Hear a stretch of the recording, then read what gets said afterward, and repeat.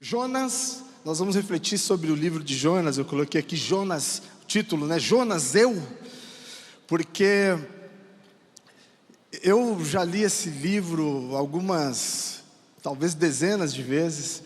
Todas as vezes que eu faço a leitura, o Espírito Santo traz algo novo nessa leitura. Mas eu me lembro de já ter ouvido muitas pregações a respeito da história de Jonas, e algumas delas trazendo até críticas ao profeta Jonas, de acordo com o comportamento dele, que de fato não foi um comportamento muito sábio, muito inteligente. Mas eu sempre procuro fazer a leitura da Bíblia contextualizando com o meu tempo e espaço, e procurando me colocar no lugar do personagem, né, da pessoa envolvida ali na história. E ao fazer isso, muitas vezes eu me vejo tendo atitudes parecidas com o que o profeta Jonas tomou. E eu quero agora mergulhar, imergir um pouquinho nessa história com vocês e verificar se vocês também se enxergam nesse lugar em algum momento da vida, em alguma direção que Deus te deu, o que a palavra nos traz como igreja, como corpo de Cristo, e que nós não temos de fato colocado em prática, e isso tem trazido, portanto, sofrimento, prejuízos, assim como nós vemos na história de Jonas. Eu vou ler aqui os primeiros versos desse livro, e já deixo como recomendação, é um livro muito curtinho, que você já, hoje ainda, ou durante essa semana, faça a leitura dele. São apenas 4 capítulos, eu tenho absoluta certeza que, principalmente a partir dessa reflexão aqui juntos, o Espírito Santo vai falar muito, muito contigo nessa leitura posterior. Mas a palavra diz o seguinte: veio a palavra do Senhor a Jonas, filho de Amitai, dizendo: dispõe-te, vai à grande cidade de Nínive e clama contra ela, porque sua malícia subiu até mim. Jonas se dispôs, mas para fugir da presença do Senhor, para Tarsis, e tendo descido a Jope, achou um navio que ia para Tarsis, pagou, pois, sua passagem e embarcou nele para ir com eles para Tarsis, para longe da presença do Senhor. E aqui a história segue. Eu deveria fazer a leitura do livro inteiro, mas eu vou recapitular. Eu sei que todo mundo aqui conhece essa história de cor e salteado, mas Jonas, portanto, desobedece de uma forma contundente a ordem do Senhor. É interessante que quando você olha para o mapa, você vê que ele vai para o sentido diametralmente oposto, 180 graus de desobediência. Ele vai para o lado totalmente contrário. O texto diz que ele se afasta da presença do Senhor, e é isso que acontece quando nós andamos em desobediência. Nós nos afastamos literalmente da presença do Senhor, e ao fazer isso, ele sofreu no âmbito, íntimo, pessoal. Ele trouxe sofrimento para aqueles que estavam no seu entorno. Então, quando ele está nessa embarcação, eles são acometidos ali de um maremoto, de uma grande complicação no trajeto, ao ponto que toda a tripulação fala: o que está acontecendo? Quem aqui está pisando na bola com o seu Deus, com letra minúscula?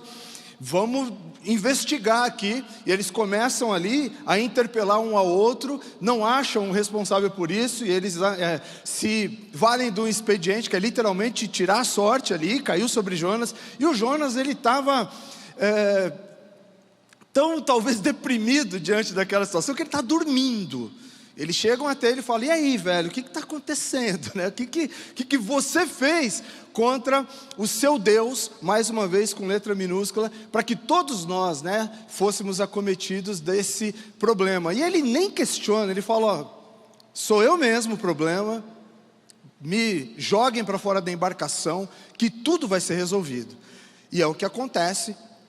Eles jogam Jonas ao mar. Deus, ainda na sua infinita misericórdia, faz com que um grande peixe o engula. Ele passa 3 dias, vou repetir, 3 dias dentro do peixe, se arrepende, se posiciona, pede perdão a Deus, faz uma oração inclusive de arrependimento, lindíssima ali, e a partir daí, né, o peixe vomita para a praia, e aí ele vai em direção àquilo que Deus tinha ordenado a ele.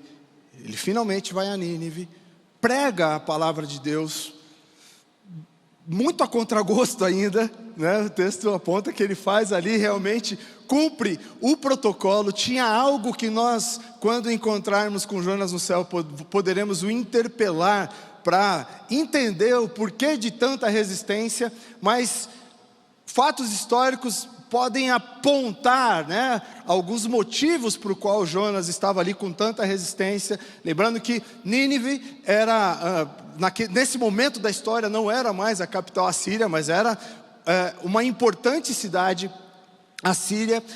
Ela era governada por provavelmente um camarada que se chamava Assur-dan III, que era um cara muito mau. Eles, né, era um tempo de conquista de territórios. Aonde essa turma chegava, eles eram bárbaros. Eu não vou dizer aqui as práticas que eles faziam para não mexer com a sua memória lúdica, que você perdeu o foco aqui naquilo que eu estou falando, mas era terrível o que eles faziam. E Jonas conhecia muito bem essa prática. Jonas, ele era alguém que fazia parte do exército de Israel. Jonas, portanto, né, tinha visto tanta maldade que esse povo tinha praticado, e eles conheciam, e Deus falou para ele que queria dar uma última chance para aquela turma, e Jonas não queria que o favor, que o amor, que a misericórdia de Deus, e aqui é a minha interpretação, alcançasse aquele povo ali. E foi o que aconteceu no final da história. Talvez Jonas também estivesse temendo por sua própria vida. Imagina você chegar num lugar extremamente hostil e falar: olha, meu Deus está incomodado com a situação aqui, e o que ele espera de vocês é uma mudança de comportamento. Realmente não era uma mensagem muito fácil de ser levada em qualquer contexto de verdade, mas nesse contexto muito mais difícil ainda. E provavelmente ele correu risco de vida, de morte, ao obedecer aquilo que Deus tinha ordenado a ele.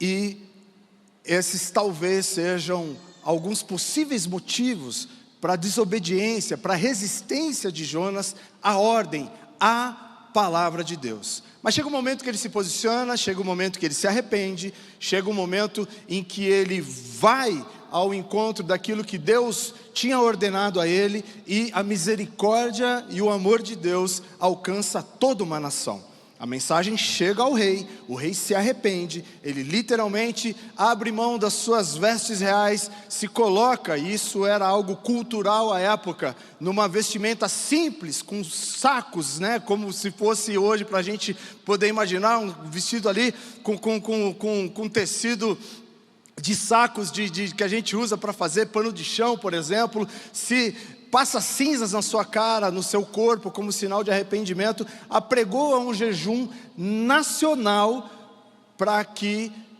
realmente tivesse a marca ali de que houve arrependimento diante da mensagem que Deus tinha mandado para aquela nação. E Deus poupa, pelo menos naquele momento. Se a gente seguir a história, a gente vai ver que infelizmente pouco tempo depois eles voltam a práticas, a atos de iniquidade, e acabam infelizmente sendo passando pelo julgamento ali de Deus, passando por sofrimento, porque eles não se mantiveram nesse lugar, nesse padrão de adoração e de arrependimento a Deus.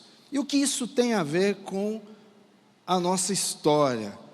Em que pontos, né, da nossa vida nós podemos aplicar esse padrão estabelecido por Jonas? E eu quero ler aqui algo que eu vi no texto, né, que eu chamei aqui de padrão de comportamentos e consequências, que muitas vezes nós, ou recebermos alguma orientação explícita de Deus, ou em desobediência à sua palavra, e aqui eu creio que todo mundo está comigo e crê que a Bíblia é a palavra de Deus, amém?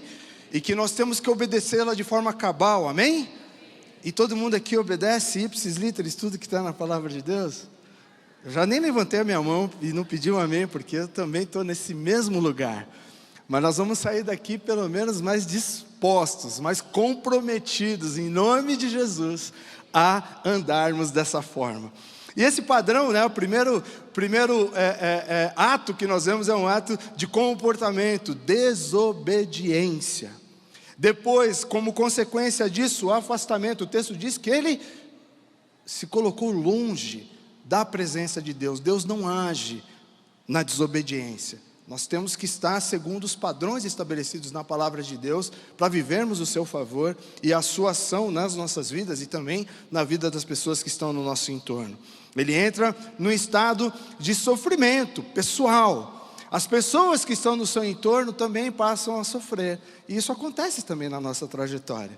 Nós não somos ilhas, né? Quando nós estamos ali sofrendo por causa do afastamento da presença de Deus, por causa da nossa desobediência, quem está no nosso entorno sofre também.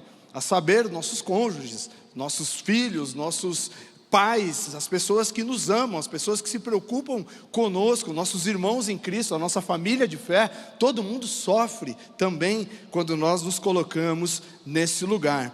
O próximo ponto é a adaptação ao caos.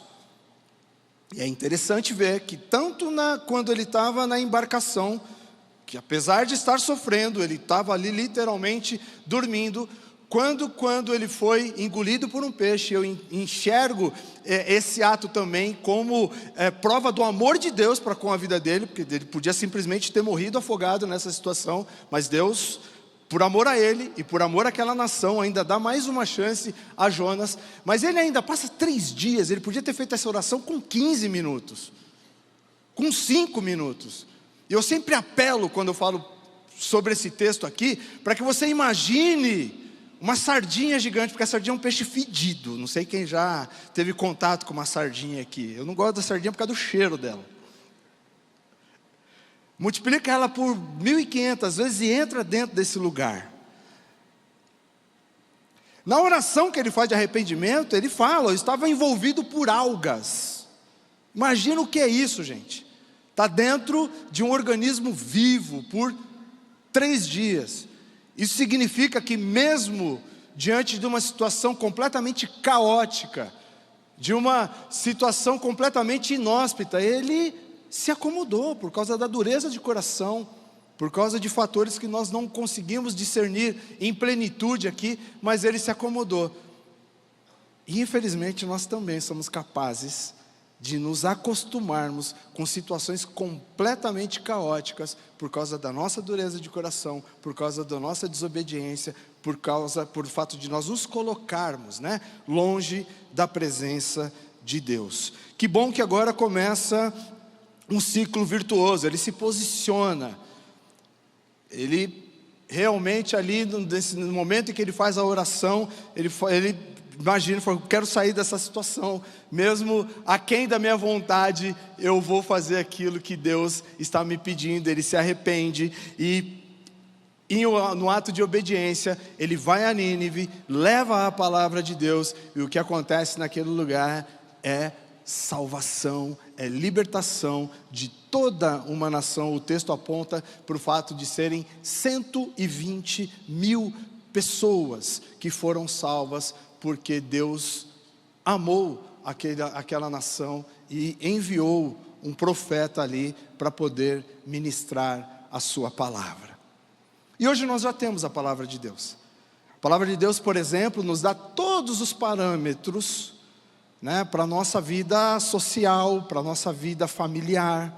A palavra de Deus diz, por exemplo, né, a respeito do início da vida conjugal, né, está lá em Gênesis, no capítulo 2, os últimos versos, né? Portanto, deixará o homem pai e mãe, e unir-se-á a sua mulher, e ambos serão uma só carne. E estavam nus e não se envergonharam. E a gente vê hoje tantos relacionamentos conjugais naufragando, porque não consegue. É prova de que esse é o texto na palavra de Deus que dá base para o matrimônio, que Jesus o repete, que Paulo o repete. E nós vemos muitas vezes, né, os casais insistindo em não colocar isso em prática. em não se emancipar, né, dos laços maternos e paternos. E aqui não diz respeito apenas a um georreferenciamento, ou seja, sair de casa e morar em outro lugar. Diz respeito a realmente se emancipar emocionalmente, também do ponto de vista financeiro e em todos os aspectos.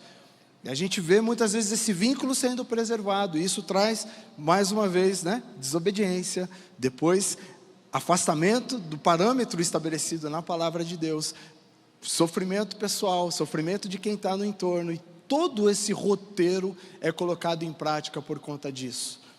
O próximo verso, né, estavam nus e não se envergonharam, não diz respeito apenas ao amor eros, mas diz respeito a uma transparência, diz respeito a, de fato, ter no cônjuge a pessoa que sabe absolutamente todas as coisas sobre as nossas vidas.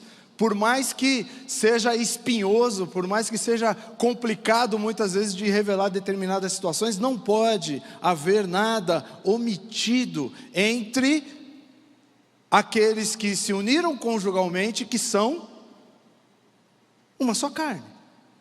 Se é um só, tudo tem que estar à mesa, tudo tem que estar realmente, tem que ser sabido um pelo outro. Nós vemos muitas vezes tantas omissões, tantos segredos, tantas coisas.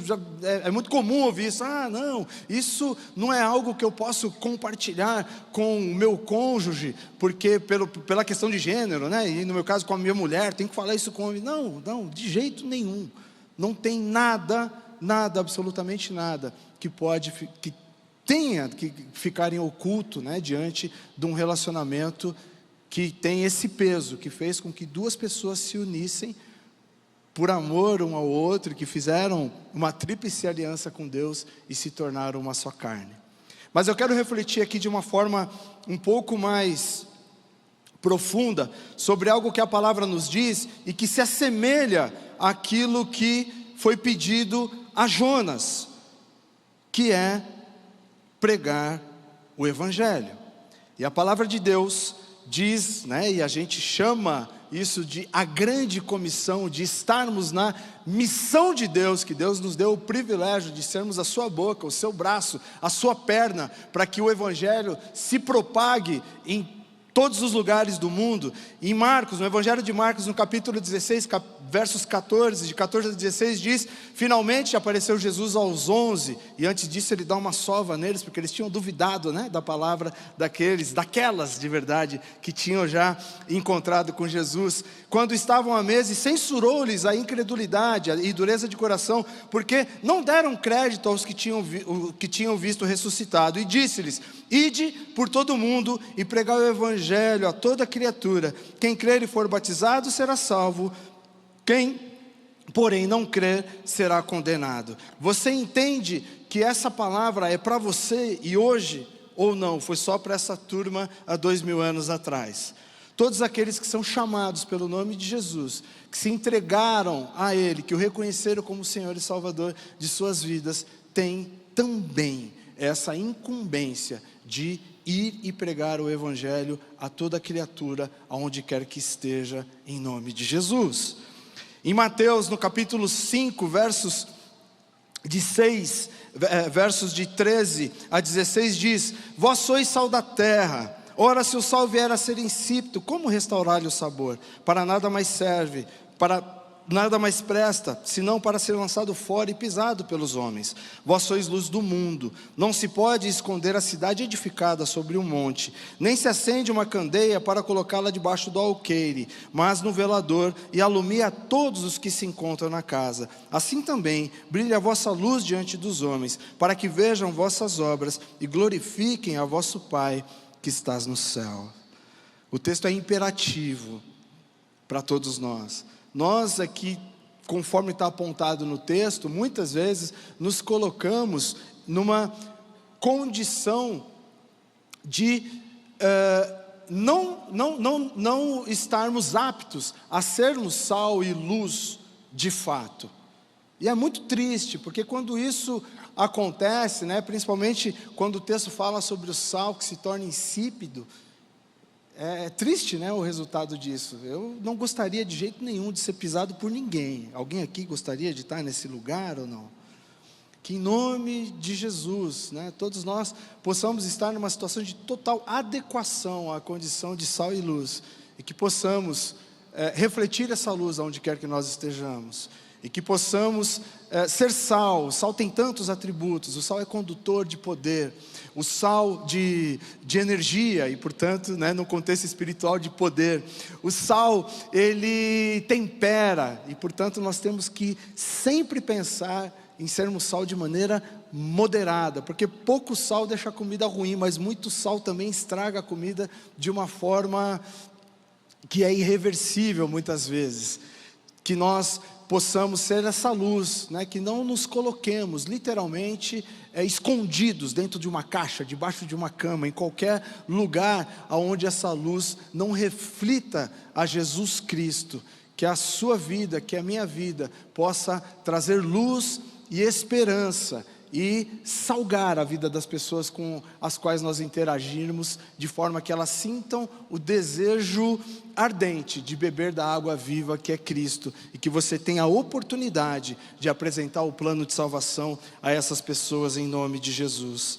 Atos 1:8, e eu queria gastar um pouquinho mais de tempo nesse verso, diz: mas recebereis poder ao descer sobre vós o Espírito Santo, e sereis minhas testemunhas, tanto em Jerusalém, como em toda a Judéia, Samaria e até os confins da terra.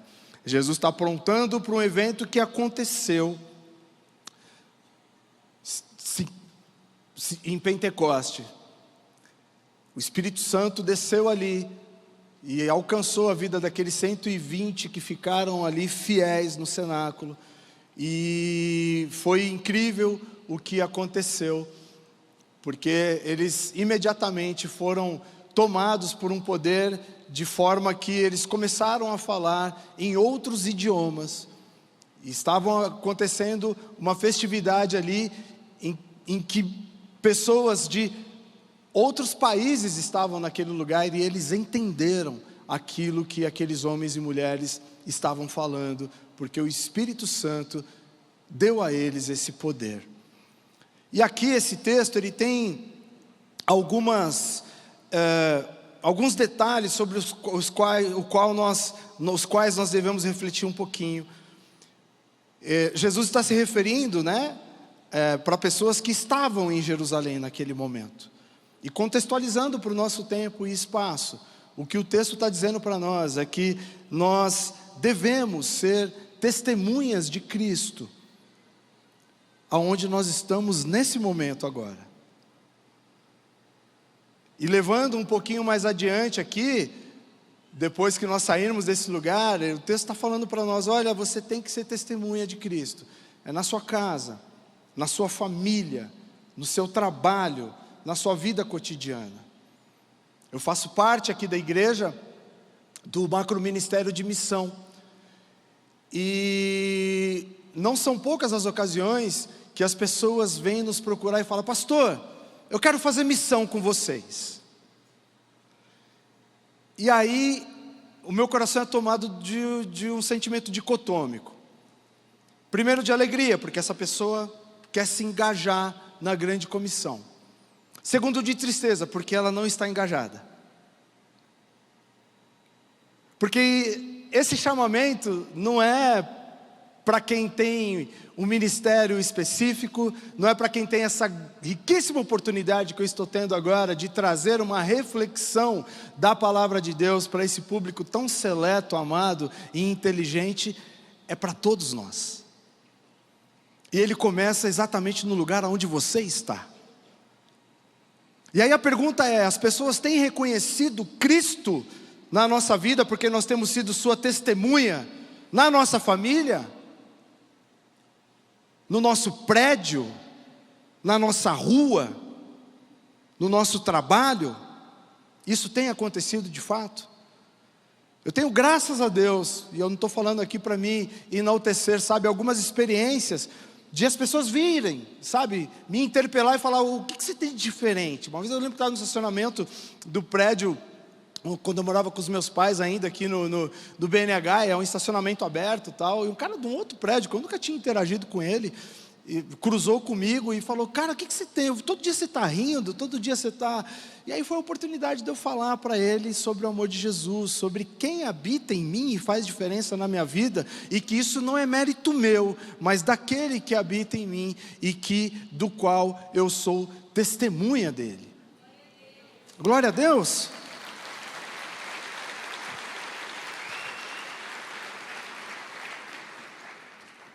Que bom que vocês deram essa palma nesse momento para beber um golinho d'água, gente. Fica uma dica aí. Cada 3, 4 minutos, dá aquela puxada aí que a gente consegue beber um pouquinho d'água. Mas isso tem que acontecer em todo tempo, e eu quero declarar em nome de Jesus, que o Espírito Santo vai te trazer essa ousadia de não perder nenhuma oportunidade para testemunhar e falar do amor dele aonde quer que você esteja, em nome de Jesus. Então Jerusalém diz respeito aonde nós estamos, Judéia, Samaria, até os confins da terra, diz respeito a alcançar qualquer lugar aonde ele te levar, aonde ele me levar. Pode ser que tenham pessoas aqui que tenham chamado para fazer missão transcultural, e glória a Deus pela sua vida, que o Senhor te leve, te dê todo o recurso, e que nós como igreja possamos te dar suporte. E eu quero chamar a atenção para um último detalhe dessa lista, que ela faz uma progressão geográfica, mas ela traz também Samaria, que dizia respeito a pessoas com as quais o judeu não interagia. Muito pelo contrário, né? Você lembra da história quando Jesus, em João 4, tem um encontro com a mulher samaritana, e os seus, interpelam Jesus, falam: por que a gente não vai dar a volta e vamos passar por meio de Samaria? Jesus fala: porque é necessário que nós passemos por esse lugar. E que nós, em nome de Jesus, e aqui tem carga de preconceito, tem resistência, tem uma série de coisas que nós temos que, em nome de Jesus, permitir que o Espírito Santo haja na nossa vida, para que nós possamos alcançar a todos aqueles. Jonas também não queria pregar em Nínive, pelos motivos que nós já apontamos aqui, provavelmente sejam esses os motivos, mas que não haja em nós nenhuma carga de resistência, de preconceito, e que nós possamos levar o Evangelho a quem o Senhor quiser alcançar através das nossas vidas. E quem são essas pessoas? Quem você tem interagido todos os dias? Talvez o seu samaritano seja o seu chefe chato, o amigo de trabalho chato, o vizinho chato, o parente chato, pessoas que têm um comportamento completamente avesso ao comportamento que nós temos segundo os princípios e valores estabelecidos na palavra de Deus, mas elas também, assim como os ninivitas, são amadas por Deus. Jesus morreu também por essas pessoas. Jesus morreu também por quem cometeu o pior dos pecados, que nós não somos capazes de perdoar, mas Ele é. E nós não podemos deixar de levar a palavra de Deus para essas pessoas, porque isso, em primeiro lugar, é um ato de desobediência. Isso nos afasta do mandamento, nos afasta da presença de Deus. Traz um sofrimento pessoal, traz um sofrimento para aqueles que estão no nosso entorno. E olhando por conjunto da sociedade, eu penso que se nós fôssemos mais incisivos e ativos, nós teríamos menos injustiça, menos iniquidade, menos mazelas, e mais o padrão do reino de Deus, que é justiça, paz e alegria no Espírito Santo. Mas para que isso aconteça, nós temos que estar engajados em levar essa palavra a tantos quantos o Senhor queira alcançar através das nossas vidas. Que nós não nos acostumemos, não nos adaptemos ao padrão desse mundo em nome de Jesus, e que o sofrimento alheio, que as pessoas que estão afastadas da presença de Deus, que ainda não se entregaram a Cristo, possam ser alvo do nosso amor, e que nós não nos acovardemos e nos acostumemos com situações adversas no nosso entorno. Hoje pela manhã, um casal veio me perguntar se a gente podia fazer alguma coisa para uma mulher em situação de rua que mora perto da casa deles, aqui na Vila dos Remédios. E eles me contaram que já interagiram com ela, o nome dela é Alessandra, ela tem cachorros e portanto isso traz uma complicação para que ela seja acolhida, por exemplo, num albergue público, e a gente já está pensando num plano, mas mais do que isso nós submetemos ao Espírito Santo, para nos dar direção, para que essa mulher saia dessa condição em que ela está. Mas esse casal não, ao olhar a situação dessa mulher, ele não a viu simplesmente como um mobiliário urbano. Eles a viram como um ser humano, alvo, que precisa ser alvo do amor de Deus. E estão incidindo sobre essa causa. E eu peço que você ore pela Alessandra, em nome de Jesus. Que nós possamos, naquilo que nós identificamos agora, no nosso comportamento que está em desacordo com a palavra de Deus, com aquilo que Deus tem nos ordenado, nos posicionar, nos arrepender. E isso vai fazer com que nós cheguemos no lugar que é a presença de Deus, que é o lugar da obediência. Isso vai fazer com que cada um de nós sejamos instrumento de salvação, de libertação e de cura, em nome de Jesus. Palavra simples, muito rápida. Hoje a gente está com o roteiro muito apertado. Eu estou aqui oprimido por aquele relógio que está dizendo que eu estou com 1 minuto de atraso, mas eu quero que você fique em pé no seu lugar nesse momento, e nós vamos juntos orar ao Senhor. Senhor, muito obrigado por sua palavra. Palavra que nos confronta, mas palavra que também traz uma alegria ao nosso coração, porque ela nos leva para o padrão, para o lugar da obediência, para o lugar que é a sua presença.